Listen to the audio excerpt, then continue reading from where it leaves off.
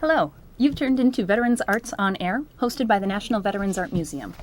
I'm Sarah Eilefson, Grants and Communications Coordinator for the National Veterans Art Museum, here with a special guest, Vietnam veteran and artist Bill Crist. Thanks for joining me today, Bill. You're welcome, Sarah. Glad to be here. The National Veterans Art Museum is located at 4041 North Milwaukee Avenue on the second floor. You can visit us every Tuesday through Saturday from 10 a.m. to 5 p.m. You can also visit us on the web at www.nvam.org. We'd be pleased to take your calls today, so if you have a question or a comment, please dial 312-738-1060. It's been a busy few weeks for us at the National Veterans Art Museum. On Saturday, May 25th, we opened our newest exhibition, Tenacity and Truth, People, Places, and Memories.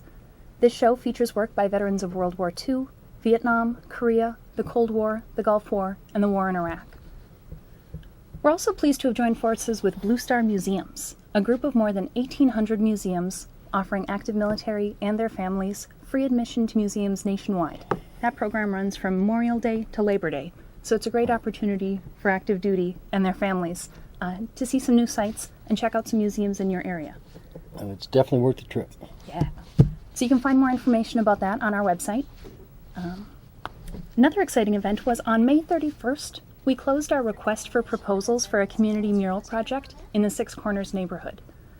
With this project, we are honored to showcase the work of artists who responded to this call as a way of creating understanding between veterans and civilians. We'll be announcing the results tomorrow, so stay tuned on Facebook and Twitter to learn the results. One last comment before I open up a conversation with Bill and our callers. This coming weekend, Father's Day, June 15 and 16, please join us and other arts organizations, restaurants, and businesses in celebrating Six Corners Barbecue Fest, a weekend of great barbecue, bands, kids' activities, and local art. Should be fun. Yes. Well, Bill, I'm so glad that you're joining us here today. Just glad to be here. We'll let the callers direct some of our conversation.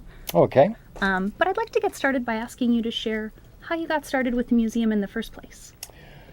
Okay, I had an extended stay at Hines Veterans Hospital where I took art therapy. And all I ever was before was a stickman drawer, but then all of a sudden, Sally, the art therapist, she got more out of me. And then I started drawing. I say drawing because an artist, but I draw. So anyway, and through her, I met Dr. Anna from Hines VA and all the nursing supervisors and all that. And I talked to the nursing students that are coming up, and I go through my stories so that they kind of get an idea what to expect from veterans in the future. Oh, excellent. So when the student nurse tours come to the museum, you talk to them about your experience as a veteran, as a citizen in the community, and someone who's visiting VA hospitals. Yeah, and I also talk to them at the museum and at VA. Oh, wow. So, and there's been, some doctors and all that too, and that, so. Mm-hmm. But like I say, then I worked with Dr. Anna for the last 8 years, and somehow she kind of cultivated me in my artwork and the speeches I give and everything. And then I had no intentions of bringing my artwork anywhere outside of the closet. It was not meant to be seen by the public. Okay. Well, everybody kept bugging me to bring them down, so I finally, after a year, I brought them down. And Joe, who's still with the museum, he looked at it and nobody's saying anything, and I said, oh boy, what did I walk into? And he goes, these are great. Call her. Well, it looks like we have a caller. Welcome, Jacoby. Jacoby, are you there? Yes. Hi. Did you have a question or a comment for us? I want to say,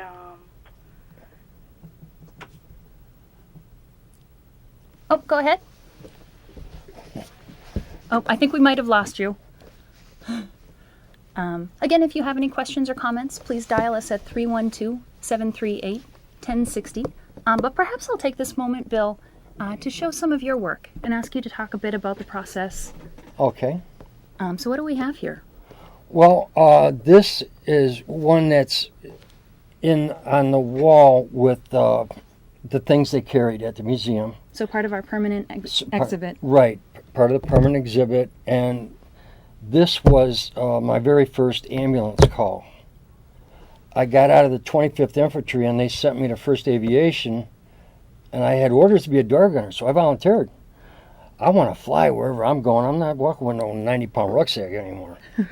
But anyway, that was my very first week, my very first emergency ambulance call. It was out on the flight line, and the mechanic, God rest his soul, I don't know what happened, if he lost track for a second or what, but he was wearing one of the flight helmets, and he walked around, and he walked right into the tail rotor of the chopper, which took most of his head right off. And I was with 2 medics, and I drive right up there with the ambulance, and I get out and I looked at him, like shock. And the one medic grabbed me. I said, yeah, okay, I'm ready. So next thing you know, the 3 of us are scooping up brains and putting them back in his head. And while all that's going on, he's still breathing. Oh my goodness. So the pieces of the skull, they put that together, and then the rest of the brains in there, taped him up, took him back in, and he's still breathing all that time. And I found out within a week later that he actually lived for 2 more days. Oh my goodness. So this must have been certainly one of your first, and by far one of the most intense experiences. Yes, I had some when I was in the infantry, when my buddy stepped on the landmine. But take us back to us now. Oh, okay. I didn't know anything about first aid, and right in front of me, he stepped on the landmine, blew me back, knocked me out. And anyway, I finally came out of it because they were catching rockets off the mountain, so I jumped into the tall grass, and I'm ready to start firing back. Well, I heard that ungodly cry for help. And I looked through the grass, and there was my buddy Cliff laying out wide open in the middle of the road. He looked like a great big piece of bloody hamburger meat. And so I figured I'm going to go out there, because it was wide open and exposed right next to an enemy village, and I was going to drag him back in, but by the time I looked at him, like, hey, I never pretended to be anything medical. I honestly thought he was going to pull in half. He was that bad. Wow. And that was a landmine meant to blow the track off the tank. Sure. So instead of just leaving him out there or leaving him behind, I stayed out there with him, and we had one of the guys from Point Squad pulling security for us, and I just took my water and just started pouring over his head, and that's when I saw his eye was hanging out in his cheek. And I went into shock again. I said, no, you got it. No, come on. So first time I ever carried a medical pack, and I just took this is his eye, and I just pushed it right back in his head. And it took me almost 25 years to ask him if he could still see. He said, yeah, why? Oh my goodness. I said, because you could see the scars. And I said, Cliff, I pushed your eye back in your head. Yeah. And we just looked at each other, because he didn't know that. He was so out of it and everything. Wow. But we went back into the village. We had to go back into the village, take some prisoners, and while that was going on, I didn't know if he was going to live or die. Mm-hmm. So I was in a real bad mood when I went in there. And well, anyway, didn't have to shoot or anything like that, but it turns out he lived, he survived that, and guys he knew didn't believe him, and the disabled American veterans, they didn't believe him.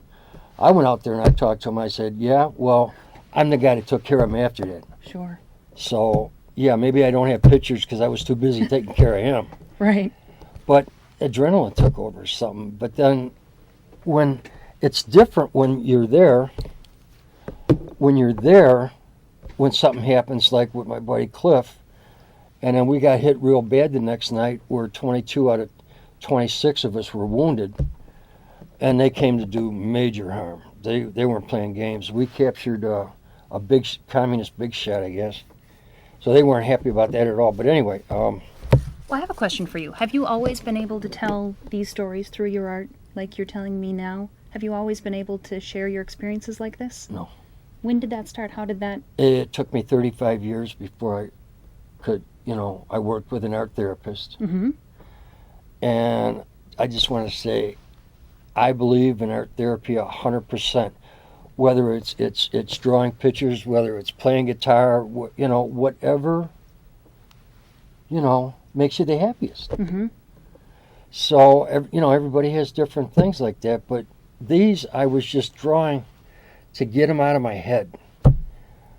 I was up on the dual diagnosis ward, and I'm going to let it go there for over 90 days, and they did have a lot of medications, Mm-hmm. so that kind of helped me get some of that stuff out.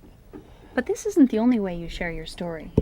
You also lead a number of student tours and group tours at the museum. Would you be willing to talk to our audience about what it is you do when students come to the museum? What is it you share with them, and what do you show them?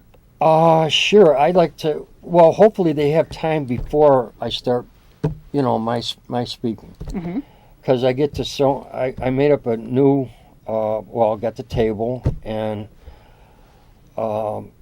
it's the things I ran into: king cobras, rubber king cobras, and I have the rat fank. He moves around, when noises. And I don't want to ruin the surprise, but if you come visit the Things They Carried exhibition, you'll see Ratfink on the table. Yeah, you just gotta play into the booby trap thing. and that's it too, Yep. And then, I don't tell anybody, but you usually hear the screams and the jumps when they hit the red button on the spider. And then it just jumps out at them. And, I've seen people that high in the air after that. But then I like to go around to the different things. I show them about, like, I got a rucksack, hopefully still weighs about 90 pounds. And I have the students stand in line to put that on. Mm-hmm. And the female students are there right with the guys to put it on. Absolutely. And a lot of the students have already read Tim O'Brien's book, The Things They Carried. Yes. Okay, so they're prepared to see some of the art. They know some of the material objects of war. Right. But then you have a whole display that accompanies the photographs and the paintings and the drawings on the wall. Yes, I have 2 separate books that I put out during those speeches. Mm-hmm. And there's also the display case where I've collected things for years. I didn't bring anything home because they catch you bringing anything home. In my time, you're in trouble. I go through things with that. I point out what each one is, what it was fired by, and from the 81 millimeter mortar to 20 millimeter round that used to come out of the Cobra gunships. And I understand some people call it spooky. I call it Puff the Magic Dragon. Okay. That's what we call it. Okay. Are you going to explain? Yes. Puff the Magic Dragon. Anyway, he was flying up ahead, or overhead. And at nighttime, every 5th round was a tracer, from what I understand about that. And they had a spotter plane. He'd drop a illumination flare. And all of a sudden, you'd see it looked like a solid red laser beam going down to the ground. Those were all live rounds. And like with Puff the Magic Dragon like that, the best example they say is a football field from end to end. In 1 minute's time, that minigun will hit everything, every foot. Anything within there, gone. Wow. So just devastating destruction. Just devastating, right.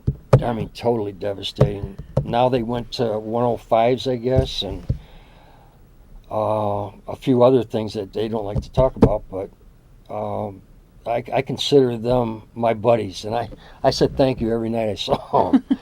But then they also had the hunter-killer team, which was the Loach, which would fly along the treetops and trying to draw enemy fire. Well, once they drew fire, they took off, and the Cobra gunship was up here, and they flew straight down where the Loach got shot at and opened up with everything they had. Anything and anywhere near that area, they're gone. Wow. And I saw a lot of that. I saw a lot of Puff the Magic Dragon. I was very glad to see them because they were definitely holding the bad guys off. So. I wanted to ask you about the Lost Veterans Project. I know you've been doing a bit of volunteer work for them. Yes, it was a very lucky thing that happened to me. I ran into them because I've been doing it for the last 15 years, trying to talk to veterans and all that about getting started with the VA.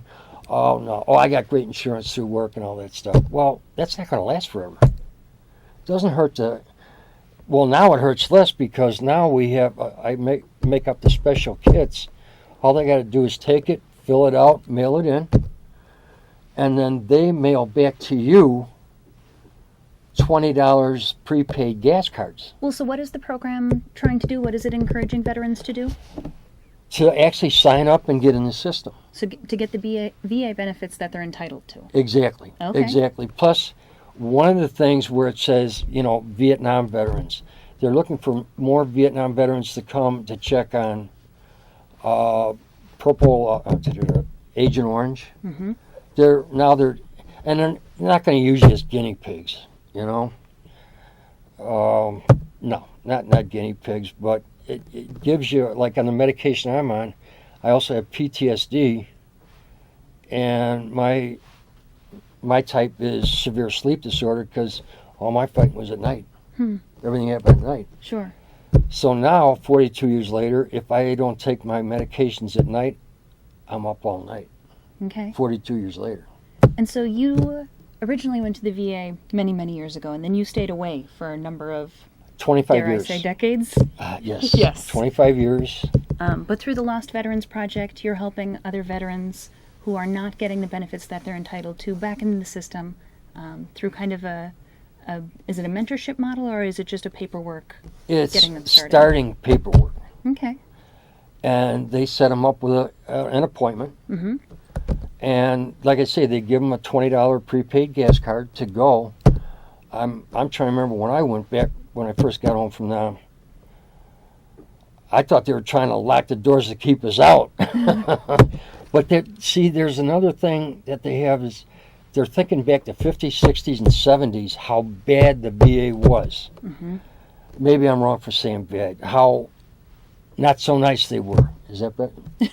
I don't know, I don't know if there's much of a difference, but the reception wasn't good. My experience was bad enough. I walked out and I didn't come back for 25 years. Mm-hmm. Now, I'm also a volunteer at, at Hines, Mm-hmm. and I work with Dr. Anna. And she's taught me so much, and I'm working with like the nursing students and all that. And I've talked to veterans groups, and I've also signed a release that they can use any of my drawings in their programs. Fabulous. And they said it's starting to have some veterans come along. They can get an idea from those, but then they can go out and do Mm-hmm. whatever makes them the happiest. Right. Create whatever art they... Right. Great. Right. And it works. It does work. Well, while we're on the subject of other people's arts, I'm going to show this piece. Today is June 6th, D-Day, Ooh, yes, it is. as some of you history buffs out there might know. So in honor of the sacrifices made this day 69 years ago, I wanted to share this image, which is actually on display as part of Tenacity and Truth. It's by World War II Army Air Corps veteran Franklin McMahon. Of this untitled watercolor on paper, Franklin says, "What I lose in accuracy, I make up for in spontaneity. And there is a hoped-for reality, a feeling of being there, which I don't think can be achieved as well in any other way." So that's Franklin McMahon. You can see that as part of Tenacity and Truth. I would also maybe take a moment to remind our viewers of what we have on display at the moment. We have 3 major shows up. Yes. The Things They Carried features work from our permanent collection with an emphasis on Vietnam, inspired by Tim O'Brien's book of the same name. We just opened Tenacity and Truth in time for Memorial Day. Mm-hmm. That features 59 pieces of art by 50 artists, so it's quite a sizable show. Yes, it is. I was real happy to see that. Yeah. And then our third exhibition is called Not About Bombs. It's an exhibition on loan to the museum and on display through October of this year. Features work by 5 female Iraqi artists, which presents contemporary art to deliberately explore and challenge expectations. And that's been a real exciting piece to have in the museum, or show to have in the museum as well. It's very different in tempo and in reaction. There's a video component. I've gotten to like it more and more. At first I've been looking at it, and now, yeah. Yeah. Because people really get wound up in that. And what's really exciting about that show, from my perspective, is that it was younger veterans who are part of the museum who really pushed to get this one included. Wanted to have the Iraqi women perspective on display at the museum. So I think makes kind of a nice dialogue with the other works we have on display.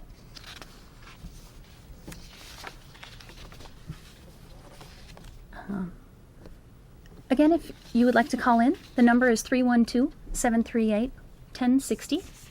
If you have any questions for Bill or for me. Bill, do you still continue to make art? Well, in a way, yes. Putting together the rest of the things they carried on the pedestals and all that, which I finished off today. Fabulous. And burning all the things I ran into. Mm-hmm.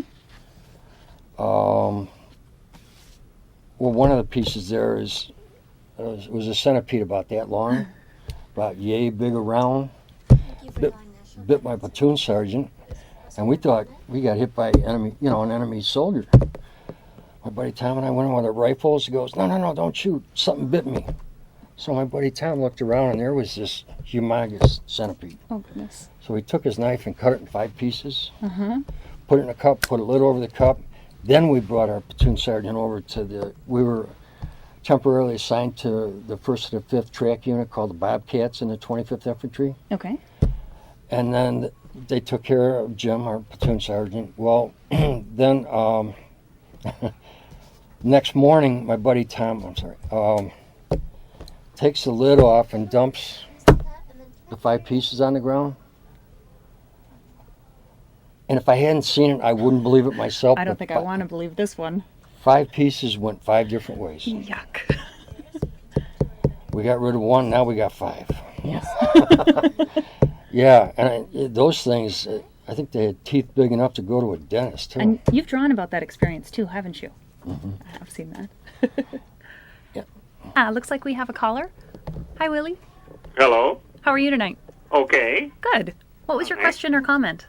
Okay, I was calling. I was in the U.S. Air Force after I got out of high school in 1955, Okay.